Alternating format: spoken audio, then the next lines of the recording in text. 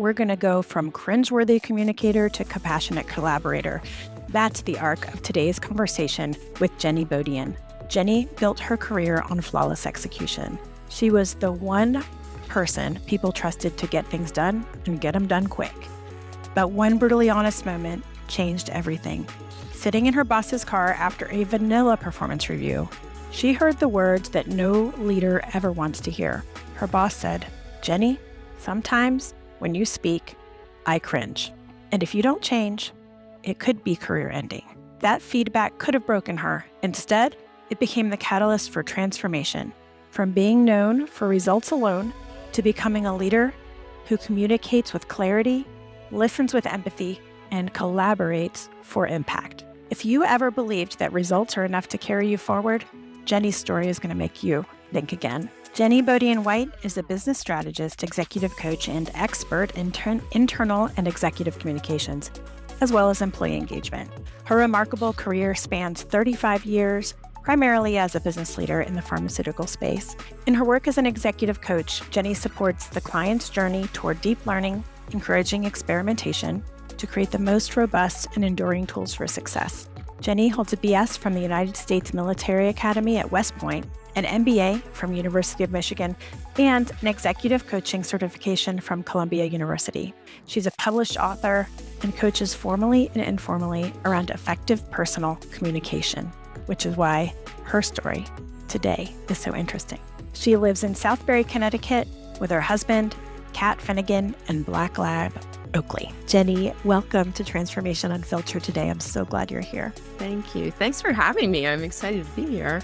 I am really looking forward to unpacking this conversation together. We had a couple of early conversations, and I know our readers are really going to appreciate what you have to say. So why don't we get right into it? We talk about mistakes and messy moments, but that's not where it ends. So why don't you drop us in the tough part? I was in my first real business position after serving in the Army, and I was working for a marketing firm that was not tiny, but not large either. It was about 100 employees. And I was doing project management at that point, and I had a wonderful boss who I just looked up to so much. And she was a warm, kind person, but also all business. And I just learned a lot from watching her. And so one day she said to me, it was review time, and she said, "Let's go out to lunch." So we had lunch and we talked about what's gone really well and some areas that need attention and this sort of thing, very normal of what a leader would do. And now we get in the car and we're headed back to the office. And at this point, she took a deep breath and she said to me, "I want to share something with you and I want to be honest. And when we are in meetings, there are moments where you talk or you speak and I cringe.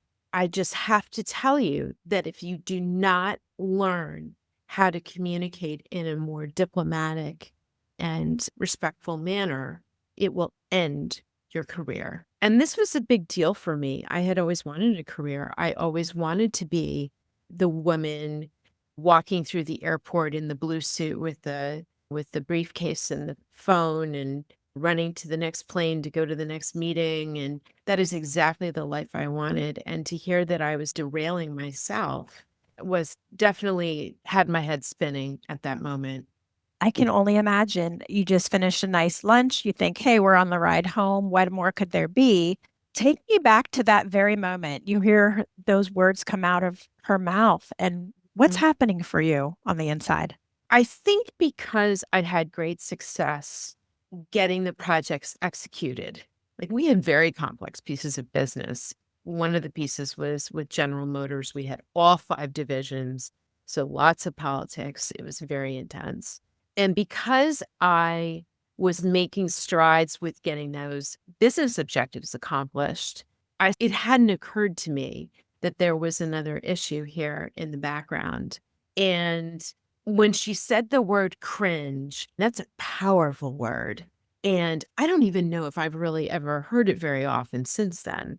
And so that was a shocker. Meanwhile, you're in a moving car. It's not like you can jump. Yeah, you can't just jump out and be like, out I'm going the to take a sec window. here. And then when she went on to say that she felt it would end my career, that really, just stopped me in my tracks. And I didn't have much to say in response. And we pulled into the parking lot. I don't remember what happened after that. But I definitely, it was a conversation, and here we are decades later, and I remember it. Yeah. And this woman you said was a boss you greatly admire, someone who you really respected. This was your regular review time. And this was not something unusual to have a review, but the message you received was not something you were expecting. No. In those moments, in that particular moment, let's just say you get into the parking lot, decide what to do next. Walk me through that.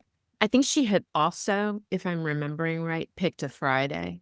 So by the end of the day, I was pretty exhausted, I think. And already like the wheels are turning, and how is this possible? And not only am I getting this feedback, but I'm getting this feedback from somebody I greatly admire.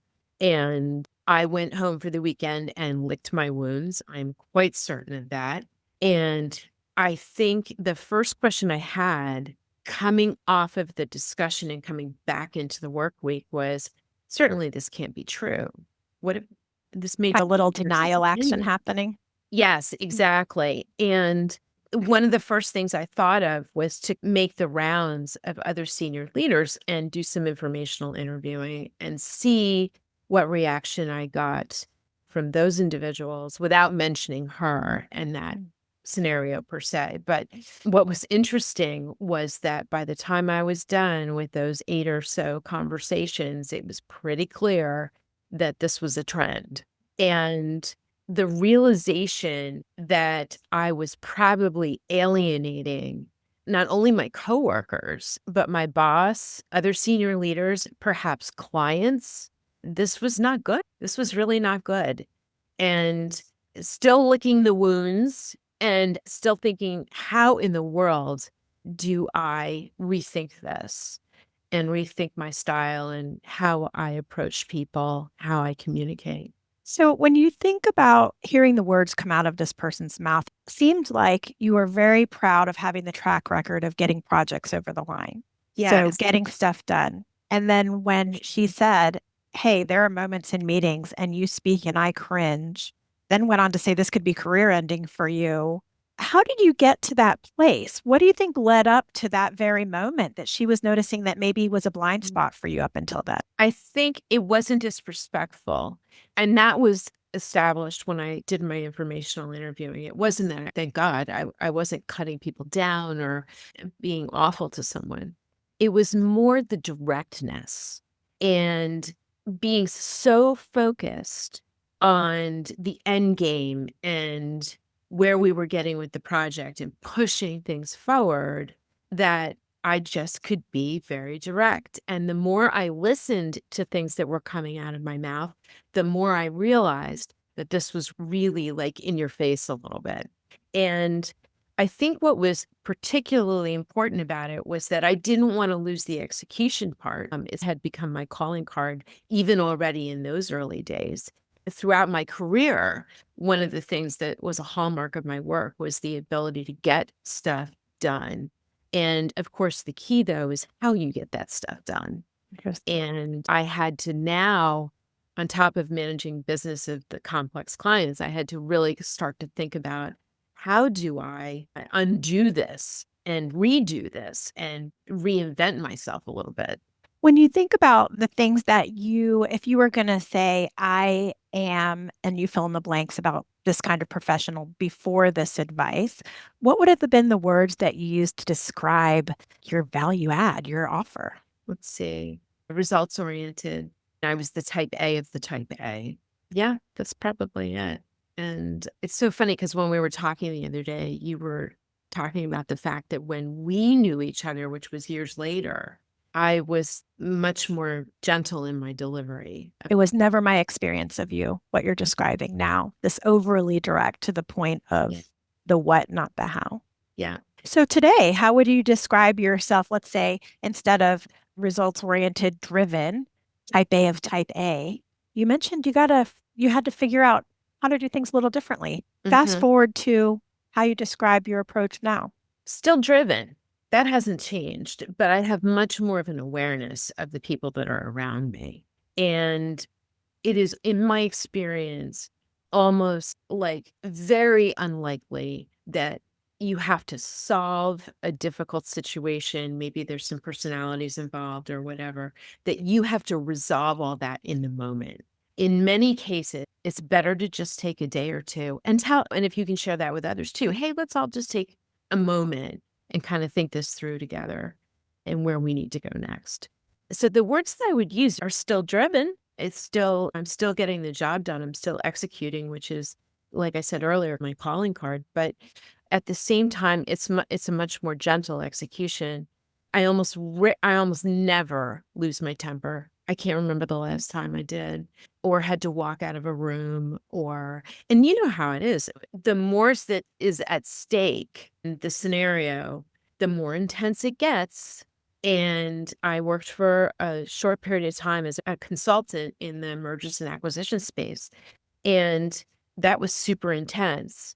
So there were times that I had to figure out with finesse how to deliver the message, to be firm if I needed to be, but at the same time to deliver that message diplomatically with negotiation skills so that everyone in the room felt like they were coming out of it in a positive way. Much, much more complex skill set than simply like directly delivering a message.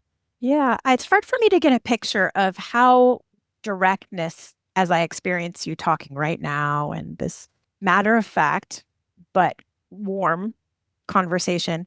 Can you help me if I was a fly on the wall, what were the career ending things that were giving your boss the cringe moments? What would I have noticed if I had seen you before this reflection? I remembered one in particular where even I was getting like a little, I might be too heavy handed in this. Yeah. We had General Motors in the room and all five divisions. And this was at that time, there were five divisions. And there was a side conversation going on, and I directed these clients basically to the center of the conversation to let's get going, let's keep moving, et cetera, et cetera. And I look back on that and I think to myself, good grief, I was this young woman. I was so inexperienced. And these are very weathered, very sophisticated clients who had seen a lot and done a lot in the automotive industry. And here I am, this whippersnapper. But I was bold. I just rushed forward and didn't really worry about that too much. But it didn't help me. It wasn't a behavior that served me. And in coaching now, that's a question I often ask. Is this behavior serving you?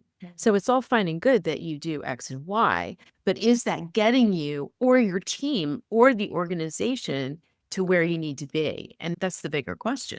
Sure. And what were the costs of doing that? So maybe there was an answer, this serves me in this regard, but what were the costs of that particular moment for you?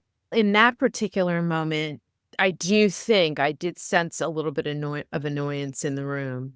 And that's something you never want with your clients ever. So that was not a good moment. I think the other thing that happened too was I developed a reputation within the 100 employees that worked for this marketing firm that people weren't so sure they wanted to work for me. And I changed jobs at one point, to work on a different project. And it was actually a promotion for me. It was great. But at the same time, the team that came with that project was very concerned. There were several people in that group who later I found out were really voicing concern. And it was the current team that I had and that I had led that I think reassured them a little bit. But still, not the way you want to start a new project with a new group of people. Yeah. And people, I think, were at the center of both of these costs. One, you've annoyed some people that you're really there to serve, your client. For sure. For sure. And who knows what's behind those feelings of annoyance, but it could lead to all kinds of outcomes that probably weren't what your intention was. And then also, people don't want to work with me potentially. Mm. Yikes. Yikes. And people are part of getting big projects done. So you went, you talked to people, sounds like you were licking your wounds and maybe hoping to have people say, what? Oh, it's the boss's imagination. You're perfect. No, I Yeah, appreciate you're that. just great the way you are. You go to one interview, you get a little bit of data, and you're like, oh, that's another Mhm. person. No big deal. Go to the next But one. Tell yeah, me how that kind of unfolded. How did the reality start to settle? it was interesting because I think people did trust me in the sense that when I started those conversations and I said, I really am here to listen and to hear what you have to say, people believed me. So I think there was a trust factor. I think people knew that I was as good as my word. And I started to hear, and of course, these were again more sophisticated and further along in their career professionals who were able to, in their own way, be direct and so forth, but also be kind and not cut me to pieces. Which I think in other industries, other places, it might have been worse. But here, it was a family-owned company, and people were just great. I look back at that and I think of a gift. Not only did my boss give me a gift, but the people that I worked with and other senior leaders gave me a gift as well. What made you willing to receive this information at this point? Maybe my own suspicion that I wasn't doing so hot. I have a really high level of empathy and picking up on cues, which is really odd for somebody who's really direct, but the two things do seem to live together. And I think by the time I was in the third discussion, I think I was suspecting that this was probably true. And things I looked back suddenly on family conversations and whatnot, and it all started to settle together. And I thought, okay, I think it's time that I pay attention to what's going on here. What I like about what you just said is as you observe yourself in a way and start to get information, it's not necessarily just your work self. Maybe there's things in other parts of your life where this thing is cropping up or you have some additional evidence. And it sounds like you took the high level 30,000-foot view and were like, oh, I can see where that creeps in. Yeah. Yeah. The good one, here's a good one. I had been right around this time, I had been fired from family board games. Oh, interesting. Fired from family board games. I'm still not sure if I could get in on one or not. Okay, I might know someone in my life that might have been fired from family board games too. So, how did that go down? And that's another messy moment. And is it tied Another to this messy exact moment. behavior? Yeah, yeah. My sister in particular, I think, we were playing this board game and I just get uber competitive. And finally, everybody was like, that's it. We're done. You're out of here. Well, it was the family board game instead of getting fired from this particular job. It sounds like you made the recovery. So, what are the big lessons that this drive home from lunch catalyzed for you? I think first, the part about the how, right? It's not just a matter of getting the work done and executing and making deadlines and all of that and so forth and performing, but it's really about how. It's the how you interact with people, how you make them feel, how your conduct, what you say resonates with them. This does not mean that you have to be all super emotional or anything like that. Although I tend to be, I think, a little bit on the gushy side, but I'm very open now. And I think this is because it's 3 decades later. And I'm able now to say at the same time that I'm being very appreciative to someone of the work that they've been doing, I can also say to them, there is this one little thing I just wanted to mention. Would you be open to talking about it?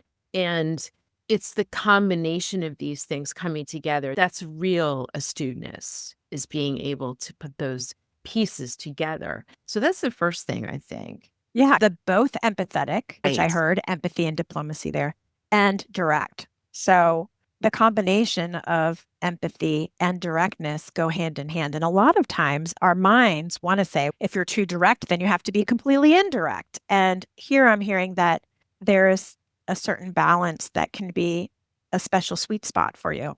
One of the things I also learned in that whole scenario in that time frame was how different people are. And you really, if you're going to be really successful as a leader, you have to lead and meet that person where they are. So now there are times when I look at someone who's either on my team or a rising star and or a member of the team in some capacity. And I look at the person and I think about a piece of feedback that would be valuable for them. And I think, no, they're not ready. They don't want to hear it. And I can even try. I can even say, I've noticed something. I was wondering if you'd want to talk about it. And all of a sudden, the person disappears and they don't want to talk about it. And so there's no sense in beating someone over the head or delivering something that is going to fall on ears that are not open to hearing it or ready. That's a big thing. Is the person really ready to self-evaluate? Yeah, and it's interesting. I'm glad that you bring that up because you said meet people where they are. And I'm not necessarily sure that your boss met you where you were in that moment. Do you think she did? Yeah, I think she knew how I ticked. We had worked together for probably at least 2.5 years by that point. And she had a great style about her, and I really looked up to her. And I think she knew that I could take it and that it would make me better if I could take it, think about it, chew on it a little bit, and then start to think about how do I right the ship? And sometimes righting the ship is not an immediate thing. It takes a little while. And as we know from coaching, behavioral change of an adult person is very challenging. So I would say it took me the better part of 4 or 5 years. Obviously, there were some initial wins that kind of got me into a safer space when I communicated, but to learn nuance, to learn negotiation, right? Where it's not you only benefiting from the agreement, it's others benefiting as well, so that everyone feels like they've benefited from that agreement and that it's a win. That I think that takes sophistication, and it means that you really have to try diligently to read and to be having the conversations about this subject and being open about it so that people can give suggestions and also be happy for you when you make a step forward. And that always felt great too while I was with that organization. I would do something with more diplomacy, and the other senior leader in the room would say, "That was nicely done." Oh, And that was became like a group project a little bit. I love it. You had your team of leaders. I want to circle back on a couple things. There's two Okay. paths we could take here with the interview, but maybe more. But there's two that I really want to dig into. Are you okay with that? Oh, sure. Yeah. Yeah. So let's circle back to meeting people where they are in the line of thinking that you were going with feedback. I know that so many people that I talk to really have feedback they want to give. They must give this feedback. It's burning them, it's eating them up inside, but they just don't even know how. Or they don't know how to meet a person where they are. Talk to me a little bit about the skills that you bring to the table to meet someone where they are. I think a lot of listening is the first skill, and asking the right questions to understand where the person is, as we alluded to. So if the person is, let's just pick a behavior, they're losing their temper every 5 minutes and storming out of meetings and all kinds of things like that. That's not behavior that's going to help them. And so you might have this burning desire, especially I find if it's someone that I've mentored or coached or whatever, I Have often a feel like, skin in the game for them. yes, yes, exactly. And I often want to say to them, can I share this with you? So I start with questions that sort of see if the door will open. I think that's the big thing. And then to have the discernment to know whether this is a time where you want to share this with the person or not. I love that. I think that you're getting clues all the time. You're listening to their words. You're probably listening to their tone. You're asking them questions. What does that mean? And then you even ask a question that helps you to test if there's openness, which is, can I share something with you? What happens if somebody's no? What do you do? You let it go. Yeah, you let it go. And I think there's another aspect to this as well, in the sense that sometimes you are not the right person to deliver the feedback. And I've experienced that a number of times in my career where, for whatever reason, the peer, the teammate, whoever it was, I was wanting to share this feedback because especially if it's something that you've really worked on. You really want to share what you've learned. And I remember a couple of times for whatever reason, these people a few of them had not taken a shine to me. And so it's pretty clear at that point that you're not the person to deliver the feedback. And then it becomes a question of how important is this? And is it going to end their career? And who could you share that with in terms of feedback? Who is going to be effective in delivering that for that person? One thing that stands out to me is you said something about you want to give this feedback. You want. And then later you said for this person. So I think there's something here about who's this feedback for anyway? Is it to make you feel good or is it to really serve that person?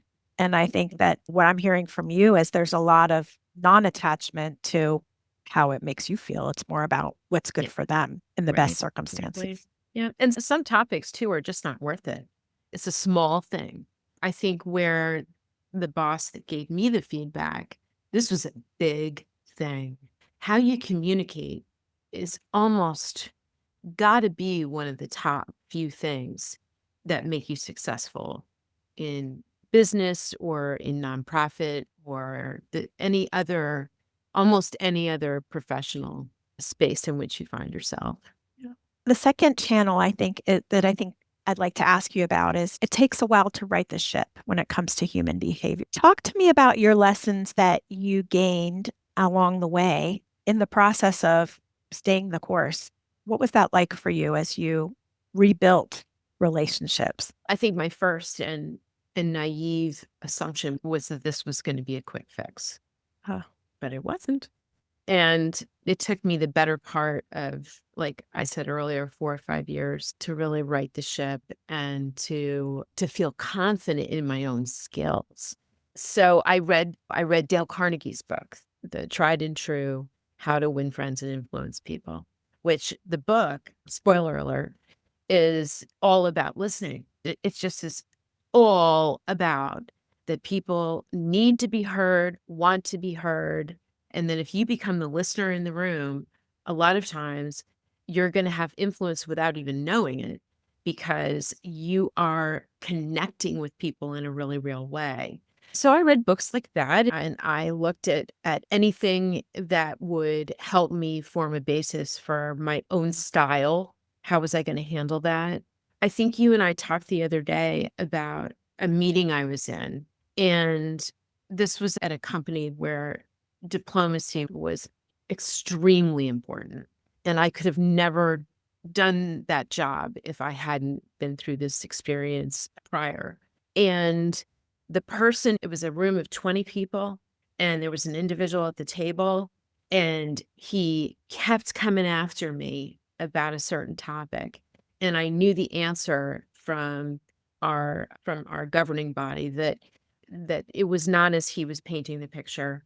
And in deference to him and not wanting to embarrass him in front of a room full of people, I backed off, or I hit the tennis ball back a couple of times. And then finally, I said to him, this is the third time that you've asked me about this. And so I'm in a corner now. And so I have to be honest with you about where the organization is going on this particular matter. And I tried to be as diplomatic as I possibly could and to make it short so that this would not in any way berate this person. It definitely took a lot of work on myself to get to the point where I could handle that situation. Yeah, it sounds like you read a lot. You probably tried some things and they might not have felt like they were a comfortable shoe while you were trying the new things. Maybe sitting there listening. What was it like to sit there and listen in meetings where you might have always before been the speaker-upper? What was that like? Yes. And I was always very verbal. So I always wanted to talk and be heard.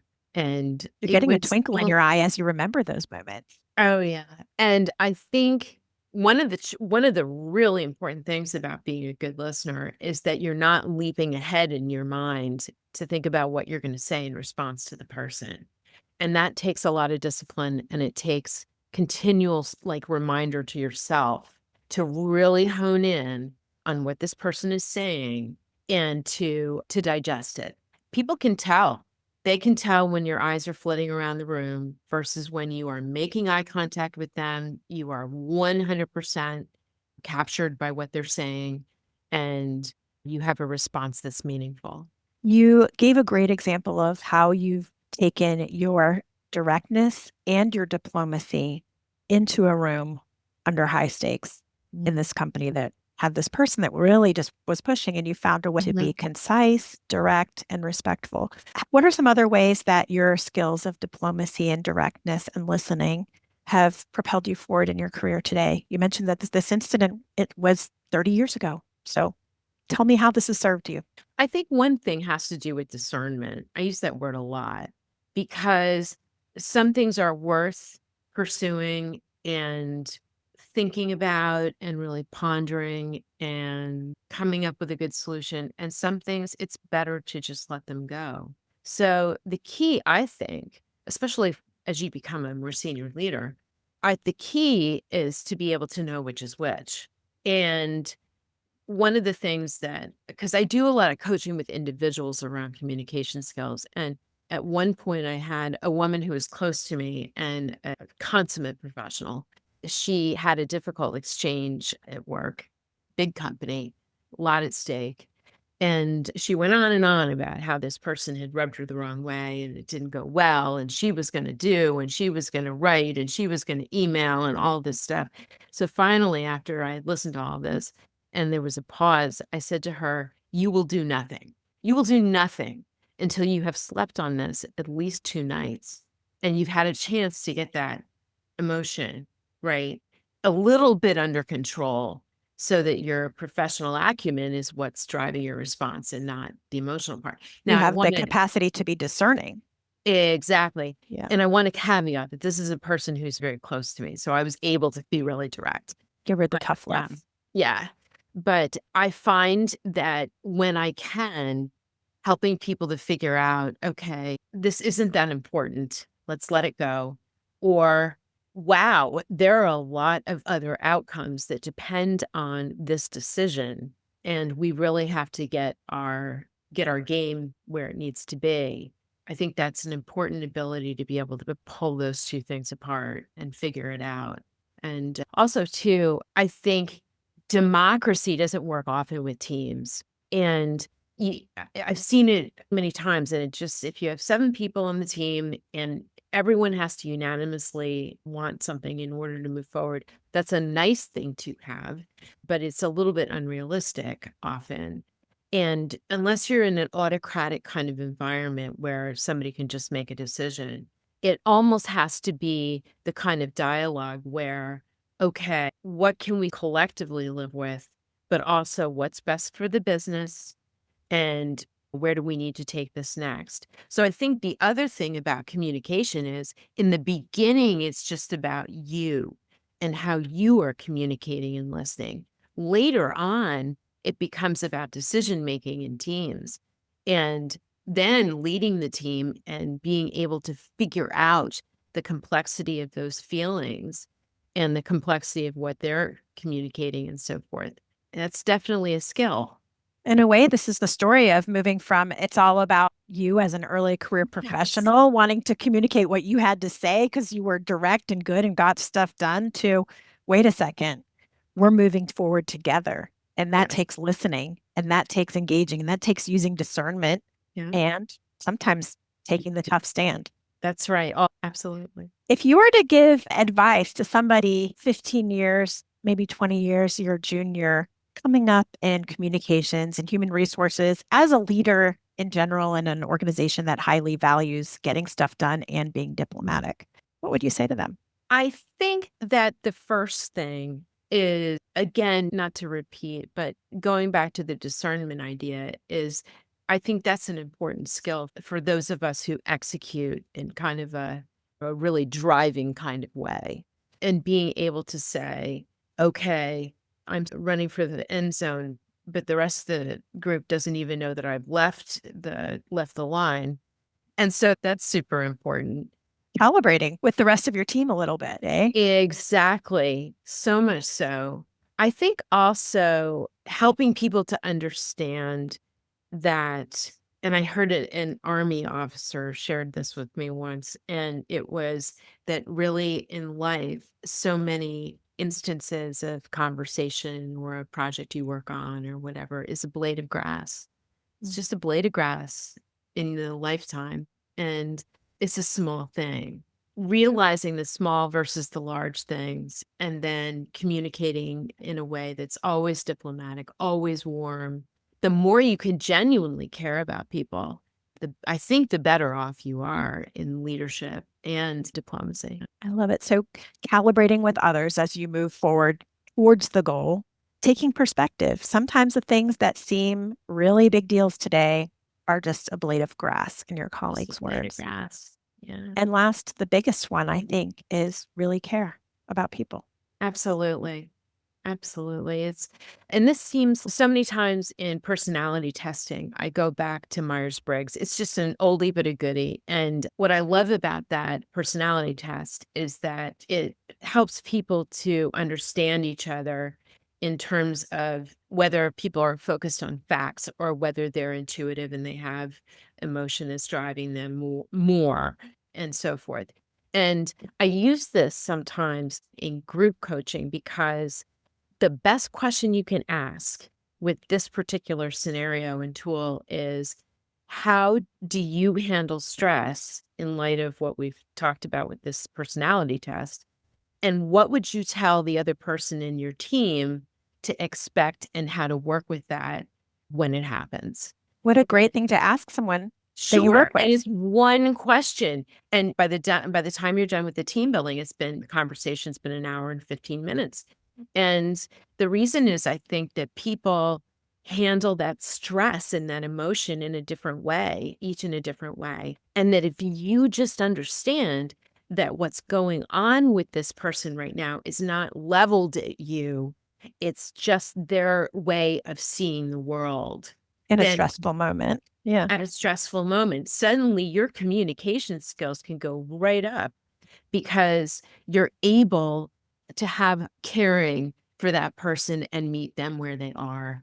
Beautifully said. I think having meeting that comes right back to meeting them when they are, and that's a true caring moment that can really help someone to grow like this boss helped you to. Yes. As people listen to this and say, hey, I want to pick Jenny Beaudean's brain about having discernment or about slowing down and realizing it doesn't have to be done right now, where can they find you?